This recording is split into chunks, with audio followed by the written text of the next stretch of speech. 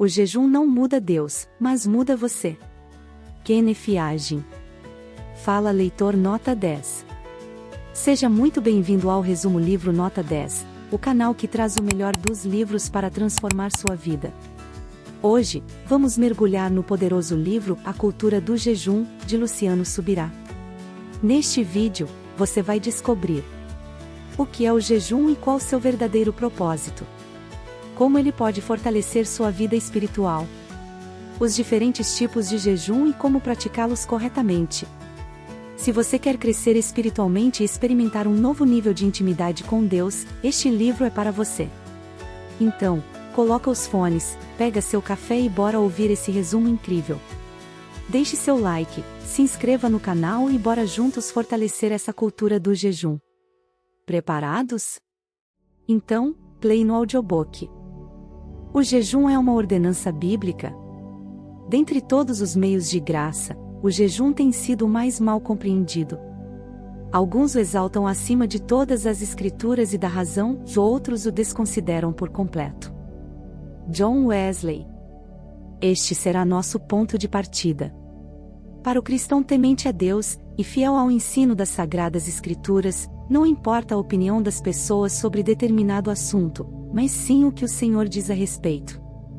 Portanto, é de suma importância questionar: a Bíblia ordena que jejuemos? Adianto que a resposta pode ser relativa ou mesmo subjetiva, dependendo da abordagem. Muitos afirmam, e eu mesmo repeti tal declaração por muito tempo, que não há, na Nova Aliança, nenhuma obrigatoriedade quanto ao jejum. Especialmente nos tempos modernos, ele vem sendo tratado como algo opcional. A mensagem que tem sido transmitida é mais ou menos assim: se você jejuar, tudo bem, mas lembre-se de que não é uma obrigação. Na verdade, em muitos círculos cristãos, ainda que com outras palavras, o assunto é ensinado exatamente nesses termos. O jejum já não é tão mencionado na igreja contemporânea, isso é um fato. E, quando é abordado, o agravante é que há mais justificativas para não jejuar do que incentivo para sua prática. Diante disso, é necessário analisar essa importante disciplina espiritual à luz das Escrituras. O jejum no Antigo Testamento. No Antigo Testamento, os judeus tinham um único dia anual de jejum instituído, o dia da expiação. Mas, aos 10 deste mês sétimo, será o dia da expiação, tereis santa convocação, e afligireis a vossa alma, trareis oferta queimada ao Senhor. Levítico 23, versículo 27. O ato de afligir a alma era compulsório, e quem não o fizesse seria eliminado. Toda alma que, nesse dia, não se afligir, será eliminada do seu povo. Levítico 23, versículo 29. É importante destacar que a expressão afligir a alma não se refere apenas a um sentimento interior, pois isso seria subjetivo demais para que alguém conseguisse obedecer a tal ordenança de forma prática.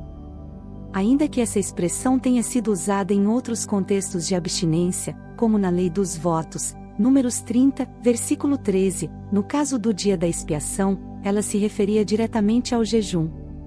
Tanto é assim que essa data ficou conhecida como o dia do jejum, conforme mencionado por Jeremias. Por isso, vá ao templo do Senhor no dia do jejum e leia ao povo as palavras do Senhor que eu ditei, as quais você escreveu. Você também as lerá a todo o povo de Judá que vem de suas cidades. Jeremias 36, versículo 6. Dessa forma, vemos que, embora a ordenança do jejum estivesse presente no Antigo Testamento, sua obrigatoriedade e propósito precisavam ser melhor compreendidos à luz da revelação progressiva das Escrituras. Um olhar para o passado. Jesus vê como natural que seus discípulos guardem a prática piedosa do jejum. O rigoroso exercício da abstinência faz parte da vida dos discípulos. Dietrich Bonhoeffer.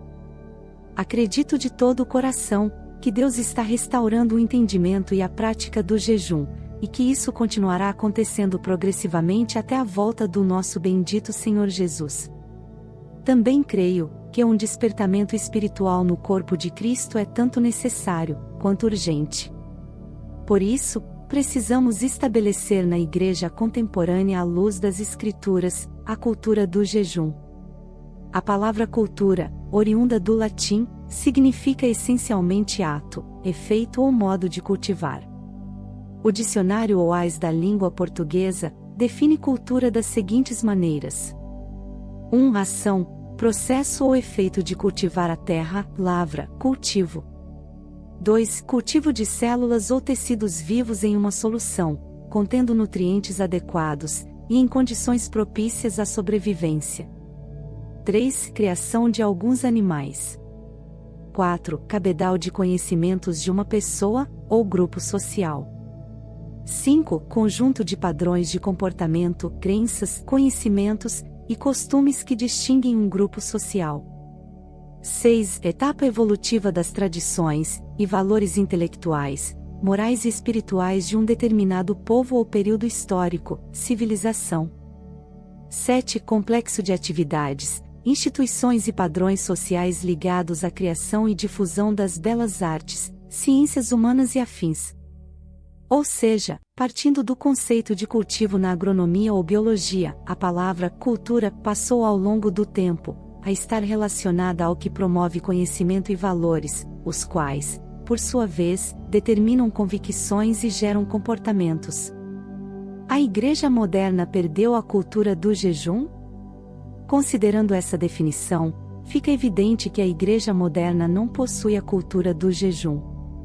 No entanto, ao analisarmos a história, constatamos que houve épocas em que essa cultura já foi predominante na Igreja de Jesus Cristo. Sobre isso, Vauni Mil Homens afirmou: pela leitura do livro de Atos, ficamos com a convicção de que a prática do jejum era tão normal entre os cristãos quanto entre os judeus. Mas será que essa prática continuou quando o Evangelho se espalhou pelo mundo gentílico? Certamente que sim. Um olhar para o futuro. O jejum é um aspecto extremamente importante para o estilo de vida da Igreja neotestamentária do final dos tempos. Machava. No capítulo anterior, abordei a importância de olhar para trás, para o passado, e lembrar que a história do cristianismo carrega, de maneira indiscutível, a prática do jejum. Mas qual é o real valor dessa constatação? Certamente, há um incentivo para preservar esse legado e obedecer à instrução dada por Nosso Senhor. No entanto, para alcançar uma macrovisão bíblica correta e abrangente sobre o jejum, é necessário também olhar adiante, para o futuro. Estou convicto de que esse é um terreno profético. Minha abordagem aqui, no entanto, não se concentrará em palavras proféticas liberadas à Igreja por meio de muitas vozes levantadas por Deus, mas sim no ensino profético das Escrituras. Vale ressaltar que, por discernimento espiritual, é possível avaliar se há, de fato, uma convocação divina por trás das palavras dos profetas. No entanto, esse é um campo subjetivo, no qual alguns podem dizer: eu sinto que é de Deus, enquanto outros afirmam: eu não sinto que tal convocação seja de Deus. As Escrituras, porém, são solo firme. Através delas, podemos avaliar concretamente a vontade de Deus, pois Ele a revela por meio de Sua palavra. 4. O que é o jejum? Uma chave para a vida cristã de sucesso que se encontra na Bíblia foi perdida, deixada de lado e tirada do contexto pela Igreja de hoje. Essa chave é o jejum. Derek Prince. O jejum bíblico é, em essência, uma abstinência intencional de alimentos com propósitos espirituais. Em períodos menores, pode incluir até a privação da ingestão de água, embora, normalmente, essa restrição não seja adotada. Além disso, existem variações que permitem a abstinência parcial, na qual apenas determinados grupos de alimentos são excluídos, enquanto outros continuam sendo consumidos. O significado da palavra jejum. A palavra traduzida como jejum nos manuscritos gregos do Novo Testamento é nestia, derivada de ne, prefixo de negação, e istio, comer. Literalmente, significa abstinência de alimentos. Ainda que possam ser adotadas outras formas de abstinência, o jejum, fundamentalmente, refere-se à privação de comida. O dicionário Aurélio da língua portuguesa define jejum da seguinte forma: 1. Abstinência total ou parcial de alimentação em determinados dias, por penitência ou prescrição religiosa ou médica. 2. Estado de quem não se alimenta desde o dia anterior. 3. Privação, abstinência ou falta de algo.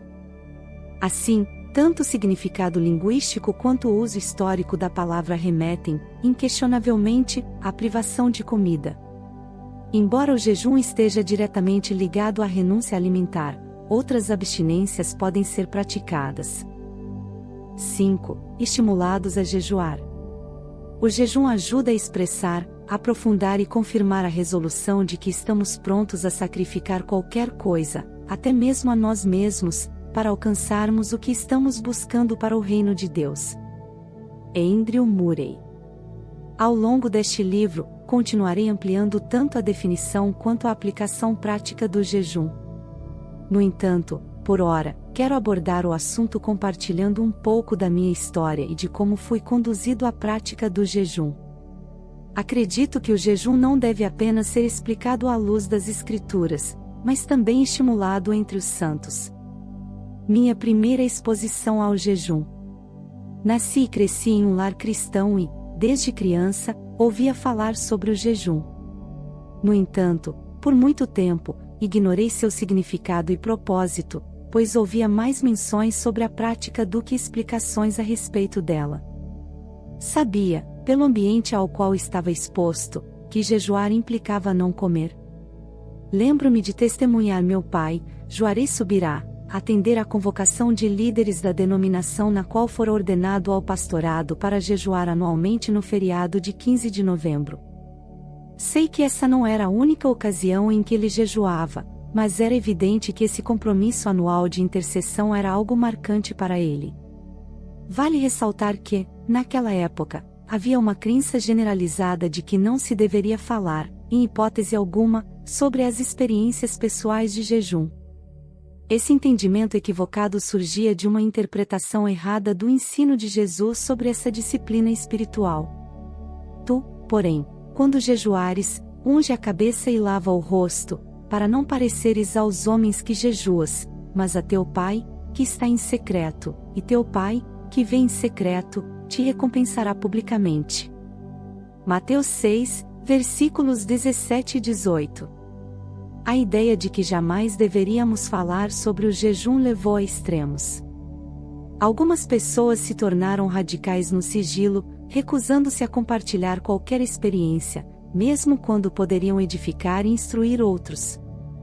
Outras, por sua vez, tratavam o jejum com superficialidade, sem o entendimento adequado de sua importância e propósito espiritual. A verdade é que o problema não está em falar sobre o jejum, mas na motivação por trás disso. Jesus condenou a hipocrisia daqueles que jejuavam para serem vistos pelos homens e não a partilha legítima de testemunhos e aprendizados sobre a prática. Podemos, e devemos, falar sobre jejum, desde que o façamos com humildade e com o objetivo de edificar o corpo de Cristo. 6. Fome de quê? O jejum pode aprofundar sua fome por Deus. A fome e o jejum espirituais têm um poder recíproco, cada um aprofunda e fortalece o outro, tornando-o mais eficiente. John Wesley. A Escritura aponta que, logo após ser batizado por João Batista no Rio Jordão, Jesus foi levado pelo Espírito ao deserto para ser tentado pelo diabo. Depois de jejuar 40 dias e 40 noites, teve fome. Mateus 4, versículos 1 e 2. Essa fome deve ser entendida corretamente. Não se trata de um simples desejo por comida, como aquele que sentimos quando pulamos uma refeição. O processo fisiológico do jejum prolongado. Após alguns dias sem comer, o corpo esgota o suprimento imediato de glicose proveniente da última refeição.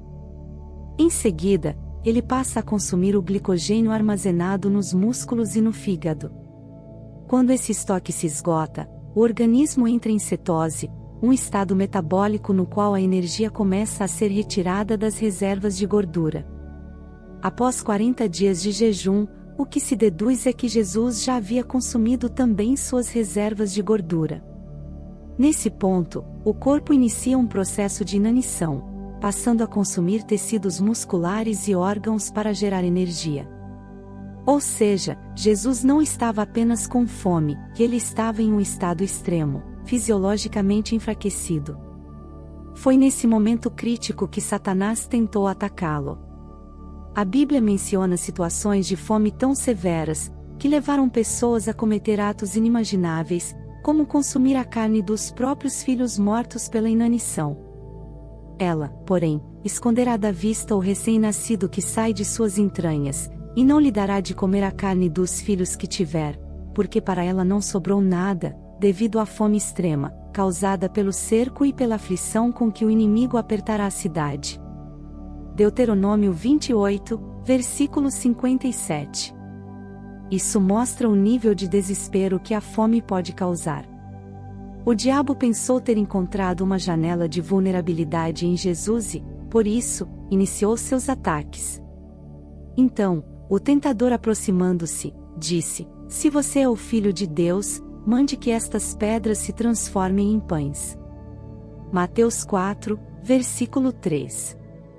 Jesus, porém, respondeu com a palavra: "Está escrito: o ser humano não viverá só de pão, mas de toda a palavra que procede da boca de Deus." Mateus 4, versículo 4. Ao citar Deuteronômio 8, versículo 3, Jesus estabelece 3 princípios fundamentais que guiarão nossa reflexão neste capítulo. 1. A distinção entre 2 tipos de alimento, o natural e o espiritual. 2. A relação entre fome e saciedade, tanto no aspecto físico quanto no espiritual. 3. O poder da abstinência, ou seja, a capacidade de dizer não às necessidades do corpo para buscar algo maior. 7. Efeitos do jejum. O jejum limpa a alma, eleva a mente, submete a carne ao espírito, torna o coração contente e humilde, dispersa as nuvens da concupiscência, apaga o fogo da luxúria, e acende a luz da verdade. Agostinho de Hipona. Desde a minha adolescência, me habituei a uma frase que ouvi da irmã Valnice Milhomens em um ensino sobre jejum. Ela citou a seguinte afirmação de Kenneth Hagin: "Jejuar não muda o Senhor, pois Ele é o mesmo antes, durante e depois do seu jejum. Mas o jejum transformará e ajudará você a se tornar mais suscetível ao Espírito de Deus." Essa citação destaca um princípio fundamental: o jejum não altera Deus, mas muda a nós mesmos. Vale ressaltar que a prática do jejum não nos torna merecedores de nada. Como afirmou John Wesley, o jejum é um meio de graça e não uma forma de excluí-la. Portanto, ele não deve ser visto como um ato meritório, mas sim como uma ferramenta que nos posiciona para sermos mais sensíveis à presença e direção de Deus. É inegável, no entanto, que essa poderosa disciplina espiritual nos afeta profundamente. Considerando que o jejum nos transforma, apresentarei neste capítulo os efeitos que ele pode exercer sobre nossa vida. O ensino de Jesus acerca do jejum. Entre as preciosas lições que Jesus nos deixou sobre o jejum, há uma que analisamos no primeiro capítulo e à qual precisamos retornar. Então, eles disseram a Jesus: "Os discípulos de João frequentemente jejuam e fazem orações, e os discípulos dos fariseus fazem o mesmo, mas os seus discípulos comem e bebem." Jesus, porém, lhes disse: "Será que vocês podem fazer com que os convidados para o casamento jejuem enquanto o noivo está com eles? No entanto, virão dias em que o noivo lhes será tirado, e então, naqueles dias eles jejuarão." Lucas 5, versículos 33 ao 38. A prática do jejum era comum aos judeus, especialmente entre os discípulos de João Batista e os fariseus. Lucas 18, versículo 12. Com base nisso, alguns questionaram Jesus sobre o fato de seus discípulos não jejuarem com frequência, sendo vistos mais frequentemente comendo e bebendo. Nosso Senhor respondeu que isso era uma questão de tempo. Enquanto ele, o noivo, estivesse presente, não havia necessidade de jejum. Mas quando ele fosse tirado, referindo-se à sua morte, ressurreição e ascensão, os discípulos jejuariam. Essa declaração confirma que o jejum é para os crentes da nova aliança. Então, naqueles dias, eles jejuarão. Isso significa que o jejum não é uma prática obsoleta ou exclusiva do Antigo Testamento. Pelo contrário, Jesus indicou que seria um elemento essencial da vida cristã após sua partida. 8. Propósitos do jejum. Quase em todos os lugares e tempos, o jejum sempre ocupou um lugar de grande importância, pois está estreitamente relacionado com o profundo senso religioso. Talvez isso explique a negligência do jejum em nossos dias. Quando o significado de Deus diminui, o jejum desaparece. Edward Farr. O jejum deve ter um propósito principal, que considero inerente à sua prática: buscar a Deus. Esse propósito central engloba adoração, oração e meditação bíblica. No entanto, ao examinarmos as Escrituras, percebemos que há também propósitos secundários. Esses não devem ser vistos como algo separado ou divergente do propósito principal, mas sim como desdobramentos naturais dele.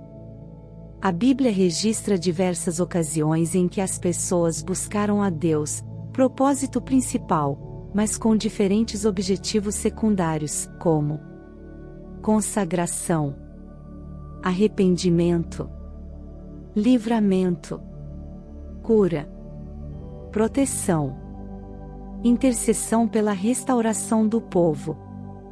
O escritor Richard Foster afirma: assim que o propósito principal do jejum estiver bem estabelecido no coração, ficamos livres para compreender que também há propósitos secundários no jejum. Jejuns não espirituais. Da mesma forma, não incluímos na prática cristã moderna outros tipos de jejuns que aparecem nas Escrituras, como 1. Jejuns involuntários, quando uma pessoa deixa de comer por falta de alimento. 2. Jejuns ideológicos, como o jejum feito pelos homens que conspiraram para matar Paulo. Quando amanheceu, os judeus se reuniram e, sob maldição, juraram que não comeriam nem beberiam enquanto não matassem Paulo. Eram mais de 40 os que fizeram esse juramento. Atos 23, versículos 12 e 13. Esses tipos de jejum não refletem o propósito bíblico e, portanto, não devem ser considerados como práticas espirituais recomendadas aos cristãos. 9. Formas e tipos de jejum e sua duração. Ele, Deus, não fixa um tempo determinado para o jejum, mas deixa o indivíduo decidir como fazê-lo. Martinho Lutero. A Bíblia nos dá grande liberdade pessoal para praticarmos o jejum.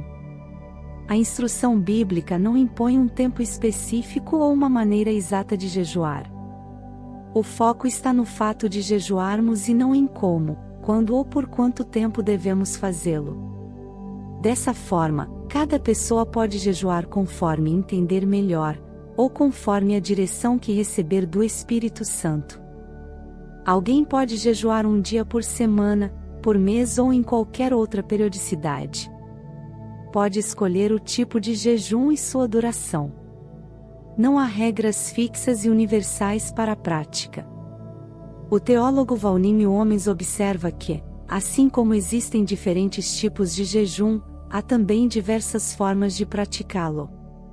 Nas Escrituras, encontramos jejuns individuais e coletivos, regulares e ocasionais, voluntários e involuntários. Vamos explorar cada um desses tipos, não apenas para conhecimento, mas também para nos inspirarmos em nossas próprias escolhas. Formas de jejum. Na Bíblia, os jejuns podem ser classificados de diversas maneiras. Aqui, optamos por agrupá-los em pares contrastantes para facilitar a compreensão. 1. Jejuns regulares e ocasional.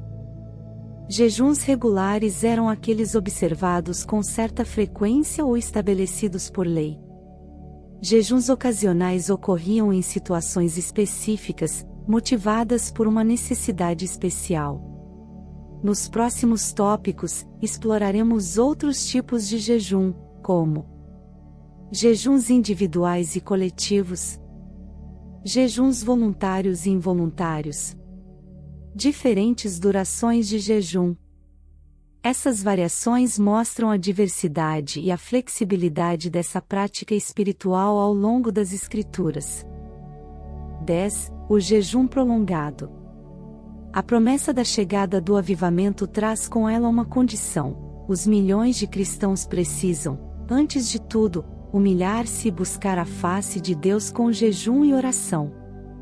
Bill Bright. Qual é a diferença entre jejuns curtos e prolongados?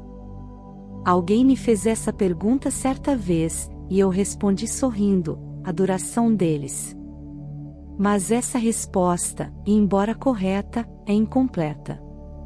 Para quem pratica o jejum frequentemente, mesmo que em períodos curtos, não há prejuízo nos resultados espirituais caso nunca faça um jejum prolongado.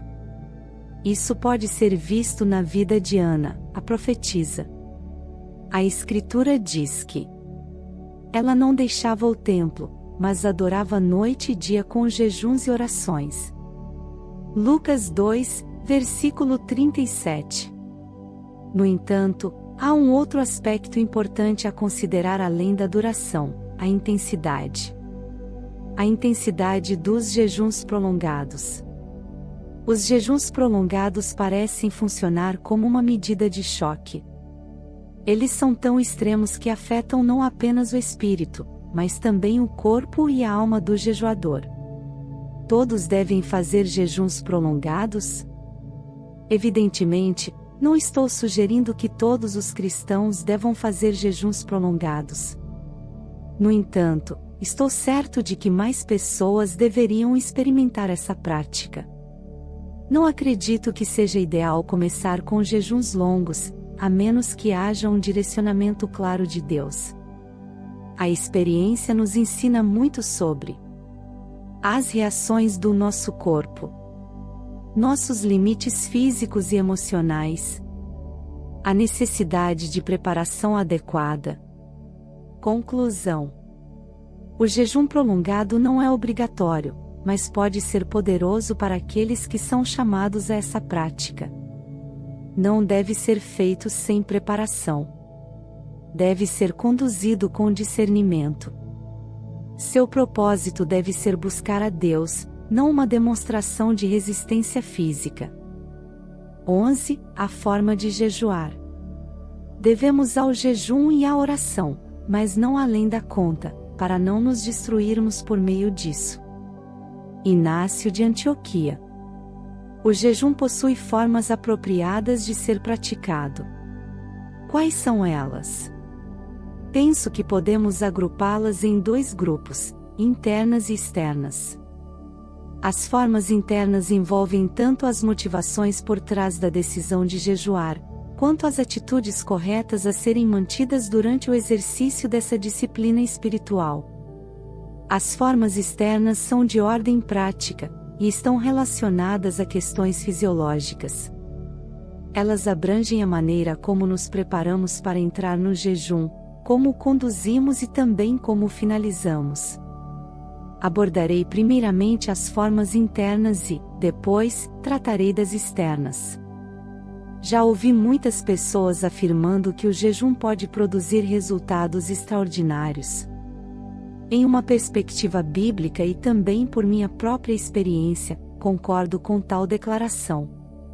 É necessário considerar, contudo, o outro lado da moeda, pois é possível jejuar sem alcançar a coisa certa do jeito certo. Repito com frequência em meus ensinos, que não basta fazer a coisa certa, é preciso fazê-la do jeito certo. Consideremos algumas instruções bíblicas que comprovam essa verdade. Observe que, se afirmamos que Deus responde às orações, enfatizamos algo bíblico e verdadeiro. Porém, a Escritura Sagrada não nos ensina somente sobre a necessidade de orar, mas também sobre como orar. Em Tiago, lemos: pedem e não recebem, porque pedem mal, para esbanjarem em seus prazeres. Tiago 4, versículo 3. Se existe um pedir mal, que faz com que a oração não seja respondida, logo, não basta pedir. Temos de aprender a forma correta de fazê-lo. Um fato semelhante ocorre com a ceia do Senhor. Paulo se refere ao cálice como o cálice da bênção, 1 Coríntios 10, versículo 16, dando a entender que há bênçãos à nossa disposição quando participamos da ceia. Ninguém nega que comungar com o corpo e o sangue de nosso Senhor proporciona bênçãos. Entretanto, o apóstolo orienta os irmãos de Corinto a procederem a uma autoanálise antes de comer do pão e beber do cálice. O motivo é que aquele que comer o pão ou beber o cálice do Senhor indignamente será réu do corpo e do sangue do Senhor. 1 Coríntios 11, versículo 27. Ele ainda explica: pois quem come e bebe sem discernir o corpo, come e bebe juízo para si. 1 Coríntios 11, versículo 29. Portanto, embora participar da ceia do Senhor seja a coisa certa a fazer para sermos abençoados, é necessário fazê-lo do jeito certo. Se fizermos do jeito errado, o propósito, que é sermos abençoados, não se concretizará. O mesmo vale para nossas ofertas. Foi por isso que Paulo deu a seguinte instrução aos irmãos de Corinto: cada um contribua segundo tiver proposto no coração, não com tristeza ou por necessidade, porque Deus ama quem dá com alegria. 2 Coríntios 9, versículo 7. O apóstolo esperava que os crentes contribuíssem, mas do jeito certo, com alegria. 12. Aspectos complementares. Você precisa ser o mestre do seu estômago, não o escravo dele. Richard Foster. O jejum, como já constatamos, é um exercício de domínio próprio. Além disso, deve ser visto como uma expressão de autocontrole em uma área delicada, a alimentação. A comida, em si, não é ruim. Pelo contrário, ela é essencial para nossa sobrevivência e também uma expressão da bênção e provisão divina em nossas vidas. Quando tiverem comido e estiverem satisfeitos, louvem ao Senhor, seu Deus, pela boa terra que Ele lhes deu. Deuteronômio 8, versículo 10. No entanto, mesmo aquilo que é lícito pode nos afetar negativamente. Um exemplo claro é o dinheiro. Não é errado possuir dinheiro, mas o amor ao dinheiro é um problema. Porque o amor ao dinheiro é a raiz de todos os males. 1 Timóteo 6, versículo 10. Nossa relação com o dinheiro pode ser incorreta, como o Salmo nos alerta. Se as riquezas aumentam, não ponham nelas o coração. Salmo 62, versículo 10.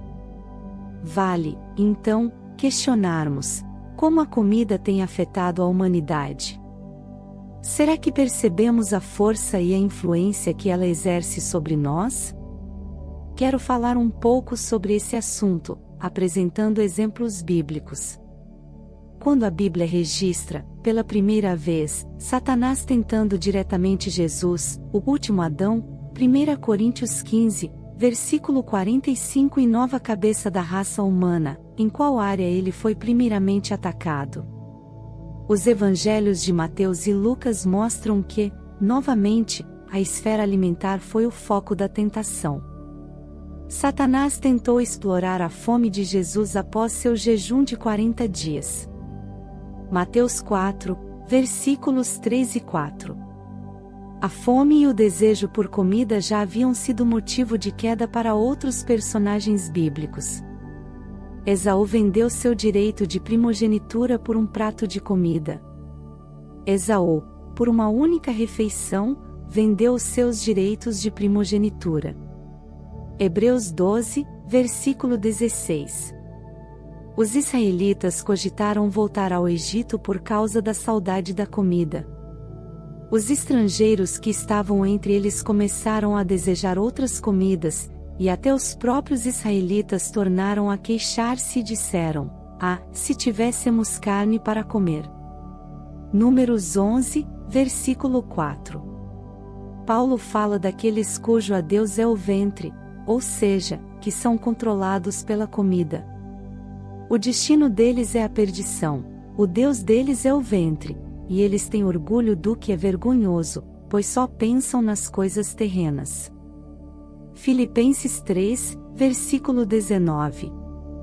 Uma vida de jejum. Parte de viver a cultura do jejum é também adotar um estilo de vida jejuado. Quero explicar melhor o que isso significa e por que devemos adotar essa prática em nossas vidas.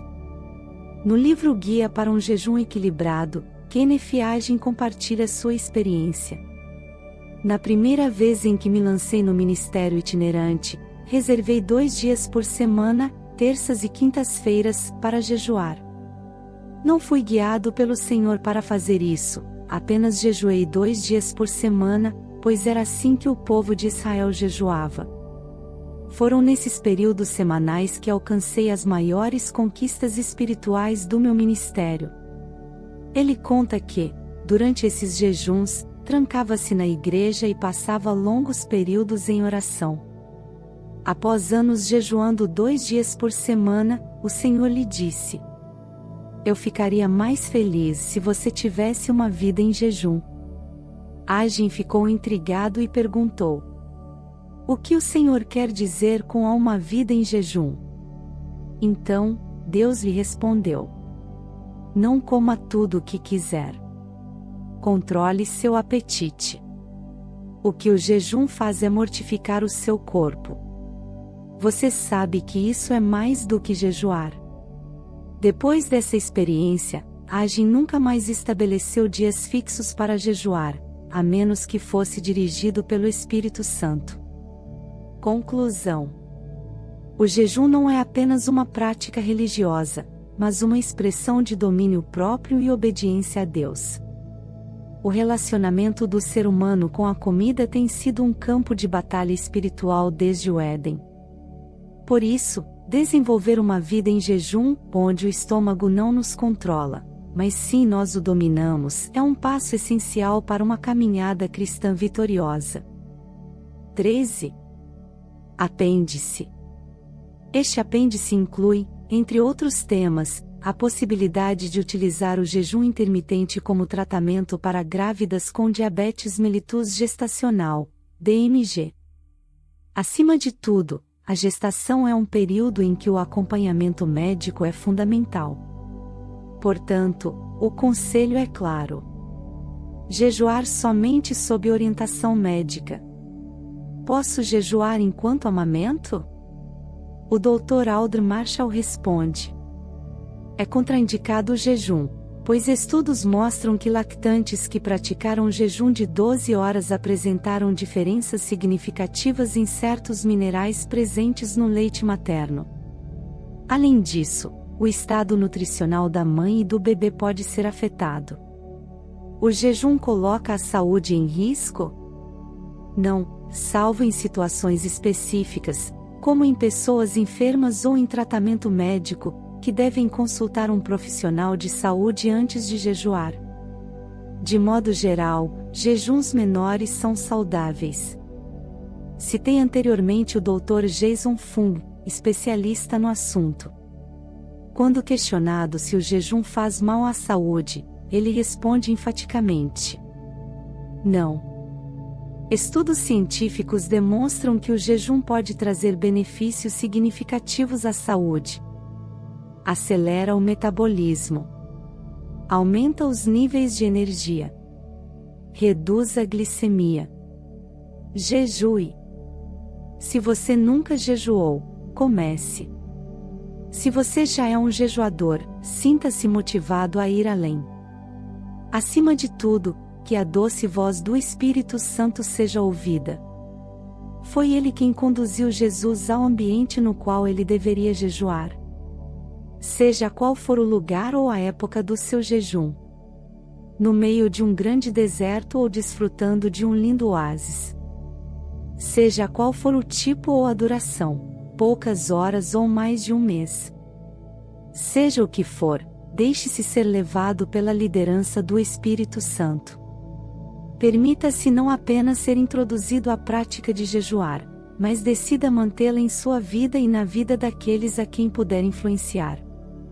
Cultive a cultura do jejum até que o noivo venha e possamos entregar juntos todos os nossos jejuns à mesa do banquete celestial. Fala leitor nota 10.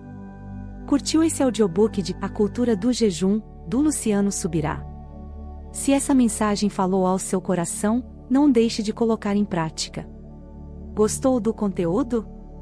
Então, deixa o like e se inscreve no canal. Compartilhe com aquele amigo que precisa conhecer mais sobre o jejum. E agora, como bônus especial para você, baixe grátis o e-book de leitura dinâmica e aprimore sua velocidade de leitura. O link está na descrição. Me conta nos comentários, você já tem a cultura do jejum? Como tem sido sua experiência? Nos vemos no próximo resumo nota 10. Até lá, boas leituras e muito crescimento. Agora, bora para o próximo livro?